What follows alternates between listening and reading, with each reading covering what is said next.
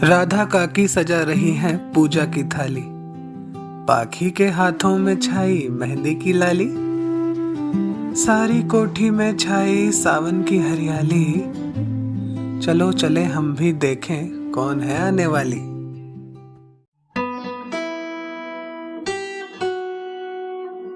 Can I hold your hand, एक खूबसूरत एहसास, कोमल अग्रवाल की कलम से निकला उपन्यास।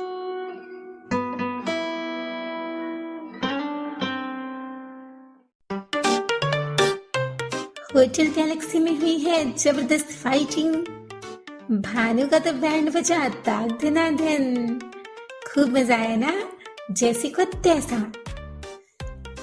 पर लगता है आपने तो कहानी का ये धांसू चैप्टर सुना ही नहीं, तो मेरी पर्सनल रिक्वेस्ट पर एक बार सुनकर आइए। और अब मैं सुनाती हूँ भाग 137। आज क्या स्पेशल है भाई? पहले ये मेहंदी और अब ये फलाहार। सूरज ने मेज पर रखी तश्तरियों में से भुने हुए ताल मखाने उठाकर खाना शुरू कर दिया। फलाहार की पूरी सामग्री उसके सामने सजी हुई थी। सेंधा नमक में लिपटे कुरकुरे साबूदाना बड़े, मसूरी की पहाड़ियों के ताजा रसीले सेब और छोटे पहाड़ी केलों की चाट, जिस पर कुटी हुई काली मिर्च और हल्का नींबू का रस चमक रहा था। यह सब सूरज की भूख बढ़ाने के लिए काफी थे। साथ ही एक छोटी कटोरी में पहाड़ी शहद के साथ भीगे हुए बादाम और अखरोट भी रखे हुए थे, जो उसे ठंडे मौसम में भी गर्माहट दे रहे थे। ये सब तो व्रत में खाते हैं, वह बोला और कुरकुरे साबूदाने के बड़े चखने लगा। जी, आज सावन का प्रथम सोमवार है, पाखी ने जवाब दिया। तो कहीं तुमने 16 सोमवार तो नहीं शुरू कर दिया? अब तो सब मिल गया है तुम्हें, अब और क्या चाहिए? सूरज ने खाते हुए पूछा। उसी पति के मन की शांति के लिए व्रत किया है और ये पूजा रखी है। तुम्हें कैसे पता चल जाता है कि मैं अशांत हूँ? सूरज गंभीर स्वर में बोला। तुम्हारे चेहरे से तुम्हारे दिल के जज्बात पर न आ गया है ना, इसलिए। वह उसे फल खिलाते हुए बोली। तो तुम नहीं खाओगी आज? सूरज ने नाराजगी से कहा। नहीं, पाखी का उत्तर आया। तो फिर मुझे भी नहीं खाना। उसने प्लेट सरका दी। तुम्हें मेरी सौगंध, पाखी ने भी झट कहा। निकाल लिया ना अपना ब्रह्मास्त्र। जानती हो, सौगंध से तुम्हारे बड़े छोटे सब काम बन जाते हैं, दहेज में लेकर जो आई हो। वह मुस्कुराया और खाने लगा। मैं तो घर पर रहूंगी और फिर शाम होते पता भी नहीं चलेगा, लेकिन तुम्हें तो कितनी टेंशन है ना। इतना सारा काम भी तो करना पड़ता है, इसलिए अभी खा लो प्लीज। वह मनुहार कर पति को खिलाने लगी। और मुझे तो समझ में नहीं आता ऐसा क्या काम है जिससे जान पर ही बनाए। तुम्हें क्या बताऊं कितनी प्रॉब्लम चल रही है होटल में। वह बोला। बताओगे तब न पता चलेगा। वह शिकायत भरे स्वर में बोली। वो पुराने मैनेजर थे ना, भानुशंकर, जिन्हें मैंने हटा दिया, उसने अपने भाई के साथ मिलकर एक बड़ा कांड किया है। अब सूरज ने उसे वह बात बता दी जिसे वह कई दिनों से झेल रहा था। कैसा कांड? पाखी चिंतित होते हुए बोली। घबराओ मत, अब सब ठीक कर दिया है मैंने। कल तक वो सब रुपए लेकर आएगा जो उसने गबन किए हैं। जानती हो, पूरे 20 लाख हैं। उसकी बात सुन पाखी का मुंह खुला का खुला रह गया। क्या 20 लाख? मैं जब यूएस में था तब इन दोनों भाइयों ने मिलकर ये सब घोटाले किए हैं, सूरज ने बताया। तो एमिली आंटी सच कह रही थी? पाखी ने याद करते हुए कहा। शक तो मुझे पहले भी था, पर प्रभात और एमिली आंटी ने जब पक्के सबूत दिए तब पूरी पोल खुली इन दोनों भाइयों की। और एक स्टाफ रॉकी भी शामिल है, और मालूम है वो अपने फ्रैंकी का भाई है, सगा भाई। सूरज एक के बाद एक हैरान करने वाले खुलासे कर रहा था। तो क्या फ्रांसिस भी? पाखी ने हैरत में भरकर पूछा। अरे नहीं, वो तो विभीषण है उनकी लंका का। सारी आग उसी ने वहां हनुमान बनकर लगाई है। जिस तरह हनुमान जी सीता जी की चूड़ामणि लेकर आए थे ना, वैसे ही उसने ओरिजिनल फाइल लाकर मुझे हैंडओवर की है।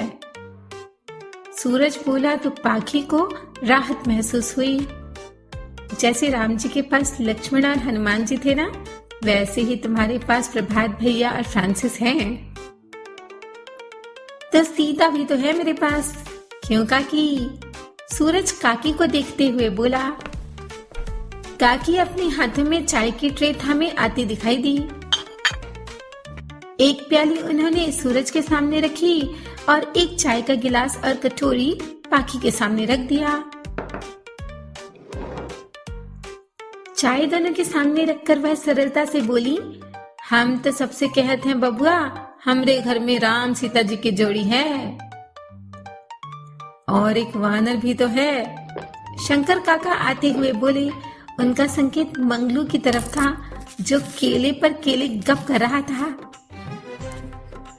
राम भली करे, बापू हमरे भोजन पर नजर लगाए रहे हैं। वह डाइनिंग पर से एक और केले का गुच्छा उठाता हुआ बोला। सब उसकी यह हरकत देखकर हंस हंस कर लोटपोट हो गए। अरे रावण का नाती, छह तो पहले ही भकोस गया है, और कितने भकोसेगा? शंकर काका ने उसे फटकारा तो वह मुंह बिगाड़ने लगा। काका खाने दीजिए ना इसे, इसका आज व्रत है। पाखी बोली तो सूरज ने खिल्ली उड़ाई। लो, इसका भी व्रत है। अगर ऐसे खाकर व्रत करती हैं तो फिर तो मेरा भी व्रत है। चलो चाय तो पी लो बिटिया, फिर पूरे दिन तो पूजा में ही निकल जाएगा। काका आत्मीयता से पाखी से बोलने लगी। जी काका, कहते हुए पाखी ने चाय की कटोरी उठाई। अभी तो मैंने खा लिया है, लेकिन अब तुम्हारे खाने के बाद ही खाऊंगा, सूरज ने पाखी से नाराजगी में कहा और चाय पीने लगा। तुम्हारा फोन दो ना, अभी सबको इनवाइट करना है। वह बोली तो सूरज ने आज्ञाकारी पति की तरह फोन निकाल कर उसे दिया। वह एक एक कर वहीं बैठी सबको चाय पीते हुए कॉल करने लगी। आज से लगता है खूब रौनक रहेगी। सूरज ने अतिथियों की लंबी लिस्ट देखकर कहा। हमारे लिए कोई सेवा है तो बताइए महारानी जी। आप बस 3 बजे हाजिरी लगा दीजिएगा, नहीं तो महारानी जी बड़ी रुष्ट होंगी और आपको पतिदेव की चाकरी से निकाल बाहर करेंगी। पाखी ने भी सूरज के अंदाज को कॉपी करते हुए कहा। कितने लोगों का खाना रहेगा बहू? काका ने पूछा। वह अपनी कलम निकालकर अतिथियों की सूची बना रहे थे। शायद 35-40 हो जाएंगे काका, उसने जवाब दिया। बनाते लोगी ना मंगलू की महतारी? वह बोली तो काकी तुम की। 50 के तो खड़े खड़े बना देवे मंगलू के बापू। बस तुम 2 ससुर बहू बताए दो का बनाना है। वो का कहते हैं मीनू? मेन्यू काकी माँ, मेन्यू। पाखी ने कहा तो काकी और तिनक गई। हाँ बिटिया, अब तुम भी हंस लो अपनी काकी पर। ई मंगलू के बापू का तो दिमाग खराब हुई गवा है। हमसे कहत रहे होटल से बावर्ची बुलाई दे, पर हम भी कही दिए कौनो फिरंगी अगर प्रसादी बनाएगा तो हम ग्रास को हाथ नहीं लगाएंगे। काका तो मजाक कर रहे ना काकी माँ, उन्होंने तो पहले ही मुझसे कह दिया था कि प्रसाद तो तुम्हारी काकी माँ ही बनाएंगी और मैं मदद करूंगी। पाखी ने उन्हें बटर पॉलिश करते हुए कहा। सूरज के होटल जाते ही सब अपने अपने कामों में लग गए। कैलाशिया अपनी साथ लाई बहन के साथ सब्जियां सुधारने लगी। शिबू भैया बड़े बर्नर वाला गैस स्टोव जलाने लगे। राधा काकी एक विशाल काई टोपियों में बूंदी बनाने के लिए बेसन घोलने लगी। बीच बीच में वह काका के कामों में नुक्स भी निकालती जाती। मंगलू इधर कभी किसी को चाकू तो कभी किसी को चमचा तो कभी किसी को झारे पकड़ाने का काम संभाल रहा था। शंकर काका बड़ी सी कढ़ाई निकाल लाए और अब उसमें शुद्ध घी उड़ेल रहे थे। घी गर्म हो चुका तो काकी ने झारे में डाल डाल कर बूंदी बनानी आरंभ की। पूरी प्रताप कोठी में आनंद छाया हुआ सा लगता था। पंछी भी कलरव करते हुए गीत गा रहे थे। पाखी अम्मा की भेजी गई लिस्ट के मुताबिक सब पूजा का सामान निकालकर एक किनारे रखते जा रहे थे। तभी रघु भागता हुआ भीतर आया। बाहर से कोई आए हैं मेम साहब, उसने सूचना दी। पाखी उसके पीछे पीछे गई। उसके आश्चर्य का ठिकाना न रहा। सामने रमेश ही अपनी पत्नी यशोदा के साथ खड़े थे। अरे आप लोग आइए आइए, स्वागत है, वह उमंग में भरकर बोली और यशोदा जी का हाथ पकड़कर भीतर ले जाने लगी। तभी उसकी निगाह श्वेत साड़ी में खड़ी नीमा पर पड़ी। पाए लग बहन जी। नीमा ने झुकते हुए पाखी के पैरों को छूना चाहा तो उसने उसे उठाकर गले से लगा लिया। बहन कहती हो और दादी माँ बना डाला मुझे, वह हंसने लगी। आज तो आप सभी ने अच्छा सरप्राइज दिया। दरअसल भाभी जी, जब आपका फोन आया था तब हमारे बच्चों के आने की बात थी, इसलिए मना कर दिया था, पर फिर बच्चों का आना भी कैंसिल हो गया। तो आपकी ये बहन है ना यशोदा जी, इन्होंने जिद पकड़ ली कि आज ही चलेंगे, रमेश जी ने बताया। तो और क्या, इनके राज में तो कहीं आ जा ही नहीं सकते, जंगल में सड़ते रहो बस, यशोदा जी ने शिकायत की। सब अतिथि कक्ष में बैठे। कोठी तो आपकी महल बराबर है, रमेश जी ने चारों तरफ दृष्टि फिराते हुए कहा। वो आएंगे तो पूरी कोठी देखिएगा, मैं करती हूँ इन्हें फोन, पाखी बोली और सूरज को फोन करने लगी। शंकर काका और काकी भी आकर अतिथियों से भेंट करने लगे। पायला काकीजू। नीमा ने कुमाऊनी में काकी को प्रणाम किया तो वह अपनी भाषा सुनकर गदगद हो गई। उन्होंने स्नेह से नीमा के सर पर हाथ फेरा और आशीर्वाद दिया। जी रैया चली, जी रैया, आकाश जस ऊंच और धरती जस धीरज हो तेरो। काकी के ये अनमोल मिश्री से खुले वचन सुन नीमा को लगा मानो उसको अपना घर संसार वापस मिल गया हो। उसकी आंखों में वही पुरानी चमक लौट आई जो उसके पति के जाने के बाद खो गई थी। सूरज रमेश जी के आगमन का समाचार सुन काम छोड़ चला आया और उन्हें लेकर होटल दिखाने चला गया। यशोदा जी और नीमा भी सब कामों में हाथ बटाने लगी। अब आपको 1-2 दिन तो बिल्कुल भी नहीं जाने देंगे, पाखी ने कहा, और नीमा अब यहीं रहेगी हमारे साथ। क्यों काकी? सब इस सूचना पर प्रसन्न हो गए। प्रताप कोठी में एक और नए सदस्य ने प्रवेश किया था। दोपहर तक देहरादून से अम्मा बाबूजी हरिया पंडित के साथ पहुंच गए। उनके साथ रमिया चाची और बैजू चाचा भी थे, जो देहरादून में उनके पड़ोसी थे। मुन्नू अपने मामा के यहाँ न जाकर फरारी राम और पंकज को कंपनी दे रहा था। रमिया चाची का पोता गोलू भी इस मंडली में शामिल था। ये कैसे आ गई अम्मा? पाखी ने रमिया चाची के अप्रत्याशित आगमन पर चिंतित होते हुए पूछा। अरे क्या करती, पीछे ही पड़ गई, लाडू का ससुराल नहीं दिखाओगी प्रशांत की अम्मा? फिर कहा था अपनी मीना पीहर जाते बखत आर्डर दे गई कि इस मंथरा को साथ ले जाना है। अम्मा चिढ़ते हुए बोली। इधर ये बातें कर रहे थे, उधर रमिया चाची की घाघ दृष्टि कोठी की भव्यता को लील रही थी। अरे ओ लाली के बाबू, बड़े बड़भागों वाली है अपनी लाडू, भगवान माया देता है तो छप्पर फाड़ के देता है। वह होठ सिकोड़कर बैजू काका की तरफ देखती हुई बोली, मगर उनके निशाने पर पाखी थी। बैजू चाचा ठहरे भोले भंडारी, सो संकोच में गड़े बार बार अपने कुर्ते की सिलवटें दूर करने में व्यस्त जान पड़ते थे। लाली की अम्मा, पराया धन देख जी मत जला। पति के संतोषी वचनों को सुन अब रम्या चाची ने अम्मा को धरा। अरे प्रशांत की अम्मा, ई कोठी है कि कोनो अजूबा? फरस तो ऐसे चमके है कि अपनी ही सूरत देखकर डर लग जावे। और ये सिलक के पर्दे, इमे तो मेरी 6 गज की 2 धोतियां निकल आवे। वह दांतों तले उंगली दबाते हुए पाखी की अम्मा से बोली। अम्मा ने भी उन्हें हाथों हाथ लेने की सोची और बोली, तैने कभी 6 गज की धोती देखी भी है रमिया? 4 गज के लत्ते लपेट कर तो पूरे मोहल्ले में फिरती फिरे है।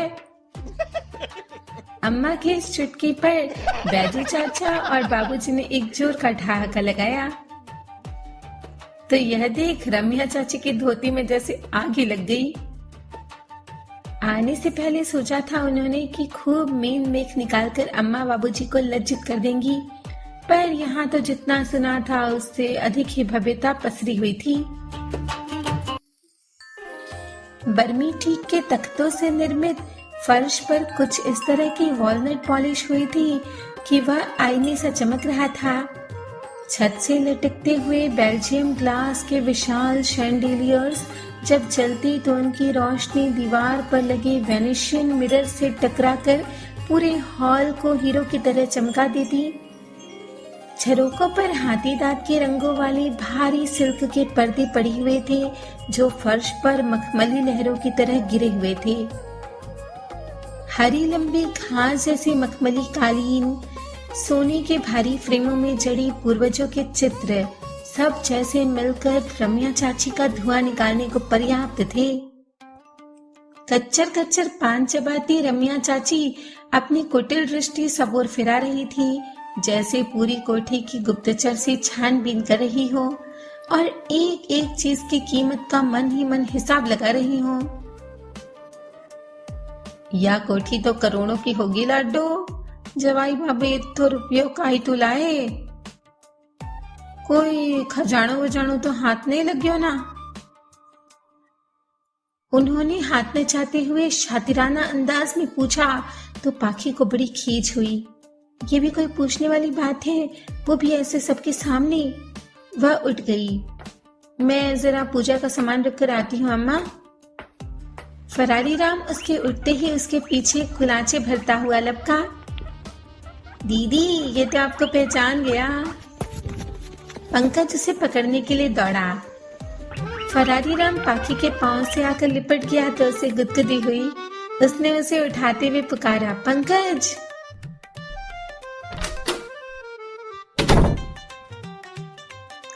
वह पूजा घर में आई तो अम्मा भी उसके पीछे पीछे आ गई, पर रम्या चाची की ऊंची कर्कश ध्वनि वहां भी सुनाई दे रही थी। पाखी बुरी तरह खींच गई। देख रही हो अम्मा, कैसे अपनी गिद्ध सी नजरें गड़ा रही हैं, इसीलिए आई हैं क्या यहाँ पर? अरे लाडो, तू काहे जी छोटा करती है, तू तो जानती ही है उसका स्वभाव। पेट की काली है मुई, दूसरे की थाली में घी देख अपनी छाती पीटे है।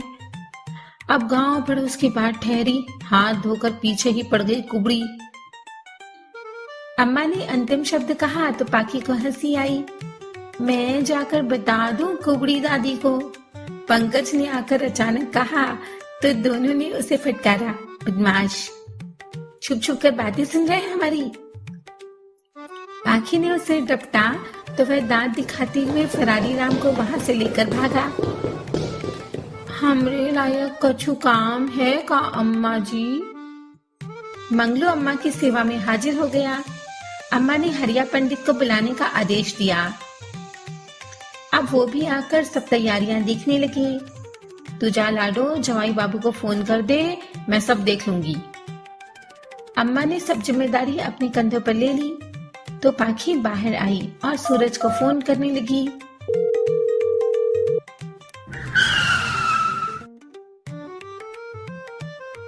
थोड़ी ही देर में रमेश जी को होटल घुमा फिराकर सूरज उपस्थित हो गया।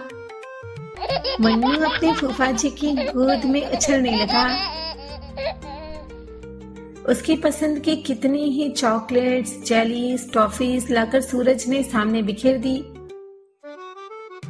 शिबू भैया, उसने पुकारा और बच्चों को बुला लाने के लिए कहा। अगले ही क्षण बच्चे प्रकट हो गए। अब तो पलटन ही वहां जमा हो गई। सब मिलकर अपनी पसंद की चीजें छांटने लगे। पाखी ने भी कितने ही चिप्स और कुकीज के पैकेट्स उन्हें थमा दिए तो रमिया चाची के कलेजे में सांप लौटने लगे। इत्थु आरी लाडो, वो बोली तो पाखी उनके पास गई। ये क्यों कर नौनिहाल छन? उन्होंने पूछा। हमारे माली है ना, उनके। तो इतना सर पर काहे बिठाई रही है? छन तो नौकरी ना। उन्होंने इतने जोर से कहा कि यशोदा जी ने सुन लिया। सूरज का भी ध्यान गया। उसे बुरा लगा पर वह प्रत्यक्ष में कुछ बोला नहीं। चाची, आप लोग हाथ मुंह धो लीजिए, मैं खाना लगवाती हूँ, कहती हुई वह एक तरह से चाची और चाचा को गेस्ट रूम की ओर ले गई। उनके जाते ही यशोदा जी घृणा से बोली, ये ऊंच नीच का फर्क इन जैसे लोगों ने ही फैलाया है। जी भाभी, इस मकर जाल में ये खुद फंसे रहते हैं और दूसरों को जब इससे निकलता दिखते हैं तो उपदेश देते हैं। सूरज ने अपनी राय दी। मैं तो कहता हूँ ऐसे लोगों का समाज से ही बहिष्कार होना चाहिए। अगर सबको अपने बराबर ना समझ सके तो रहें जंगल में जाकर। रमेश जी जो पहाड़ी जीवन के लिए आदर्श थे, उन्होंने दोनों का समर्थन किया और बोले, इन लोगों को वहां भेज दिया तो वहां भी गरीब जनजाति वाले लोगों का खून चूस डालेंगे। बाबूजी ने भी अखबार रखकर कहा, अगर ये लोग अमीर वर्ग के लोगों की सेवा त्याग करके प्रकृति सेवा में रम जाएं, तो फिर देखिए कैसे राष्ट्र का उद्धार होता है। चश्मे के अंदर से झांकती बाबूजी की आंखों ने जैसे एक रेखा चित्र सा ही खींच दिया था। आप एक बार आकर इन सभी के बीच रहकर देखिए तो जानेंगे कि क्या क्या नहीं करते ये हमारे देश को विकसित करने के लिए। आज हमारा देश जो भी निर्यात कर रहा है, इन्हीं की बदौलत कर रहा है। एक नमूना देखिए। कहते हुए रमेश जी जड़ी बूटियों से बने अर्क निकालकर दिखाने लगे और एक एक कर सभी की गुण विशेषताओं पर व्याख्यान देने लगे। ये अर्क साधारण नहीं है। ये उन आदिवासियों के कठिन परिश्रम और उनके पूर्वजों के ज्ञान का निचोड़ है जो उत्तराखंड की दुर्गम चोटियों पर रहते हैं। वे कड़कड़ाती ठंड में ऊंचे पहाड़ों पर चढ़कर ऐसी दुर्लभ जड़ी बूटियां चुनते हैं जिन्हें आम इंसान देख भी नहीं पाता। वे जानते हैं कि किस मिट्टी की जड़ और किस पेड़ की छाल को कितनी आंच पर उबालना है ताकि उनका जीवन दायिनी अर्क सुरक्षित रहे।